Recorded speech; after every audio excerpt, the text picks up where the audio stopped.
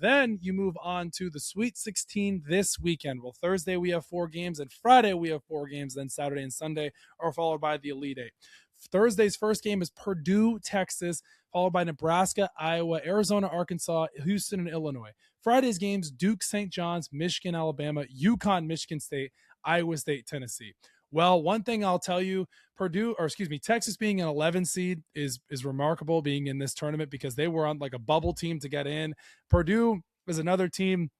They're always in this in the end. Matt Painter, Fletcher Lawyer, Braden Smith, Purdue is favored in this game. They should win this game. I would be shocked to see if they lost this game. Nebraska, Iowa, 2 Big Ten physical type teams. Of course, you just saw Iowa beat Florida, and Nebraska's in there now as well. Arkansas, Arizona, of course, Darius Acuff, Koa Pete, Tommy Lloyd, John Calipari. It's going to be a great game. I think Arkansas covers the spread. The spread here was 7.5, and you got Duke and St. John's.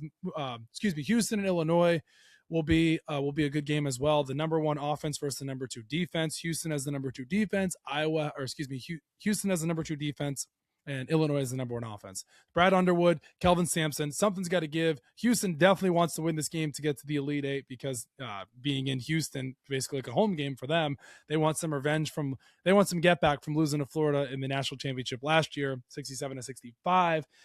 And then you move on to Duke St. John's on Friday. Everyone's talking about this. The Johnny's first Sweet 16 since 1999. John Calipari. John Shire versus Rick Pitino. Is Rick Pitino going to be wearing the white suit? Is Duke going to be healthy with Caleb Foster and Patrick Nongba? They're going to get those guys back. Not entirely sure about that there as well. But, this game just comes down to Rick Pitino out coaching John Shire. And how good is Cam Boozer going to be? Is Cam Boozer going to raise his stock 2 draft spots? Could he be the number 1 overall pick if they win this game, or if Duke wins it all, right? So this game has a lot on the line. Duke, of course, hasn't looked the greatest in this tournament. Obviously they blew out TCU in the second half, but you got to be a little concerned as a Duke fan. In a very close game against Siena, you almost lost that game. You were battling it out with TCU for the whole entire first half. Yeah, you pulled away in the second half. But St. John's is the type of team where you don't want to be in a situation where you're in a tight game with them. I think this game will be closer than the spread. I think Rick Pitino is too good of a coach for his team to get blown out like this. Pretty sure the game is in D.C. So definitely looking forward to that game there as well. And then you move on to Michigan, Alabama. Nate Oates, Dusty May. Michigan, I think now that since Florida's out, they're the favorite to win it all. They have Yaxel Lendenborg, Cadeau, Mara. Like, this team is a very, very fundamentally sound type of team. Dusty May's got these guys playing great. I wouldn't worry about.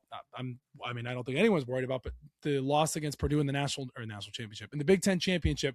But now you play Alabama. You're a heavy favorite, 9.5-point favorite. You handled St. Louis. Alabama doesn't really like to play any defense, and do I trust Alabama? No, but I think they probably keep it close for most of the game, and then Michigan most likely pulls away.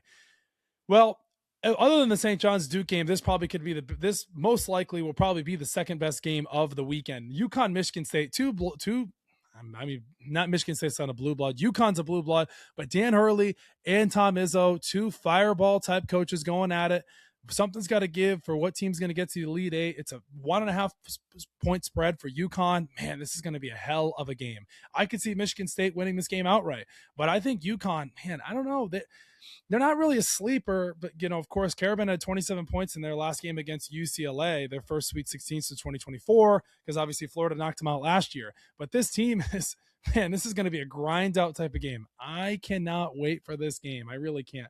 Iowa State versus Tennessee, Rick Barnes versus Otzelberger. I got to go Iowa State in this game. I never trust Tennessee in the tournament. Rick Barnes is a good coach, but they can never get to the end. And those are my picks. So my picks for the Sweet 16 games, obviously, then we'll follow into the Elite Eight. I'm going to take Purdue with the spread. I know people, Texas could be like a Cinderella type team.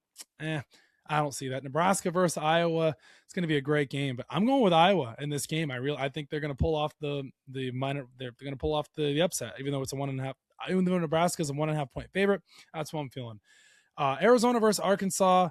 I think Darius Acuff's run comes to an end here. I think that they are a good team, but I think Arizona is going to be too much for them. I think they're a much better team, and I think his run comes to an end. Houston, Illinois. I think Houston wins this game. I think they're a better team overall. They're the second best defensive team in the country. I think that they want their get back from last year, get to the Elite Eight at least. Duke St. John's, I think St. John's covers the spread, but I think Duke does win this game. Michigan, Alabama, I think Michigan wins the game. I think Michigan covers and wins this game. UConn, Michigan State, I got to go with UConn. I know it's going to be very close, but I'm going with UConn. And then your last one here, Iowa State, Tennessee, I'm going with Iowa State for the spread. And then Saturday and Sunday, you have the Elite Eight.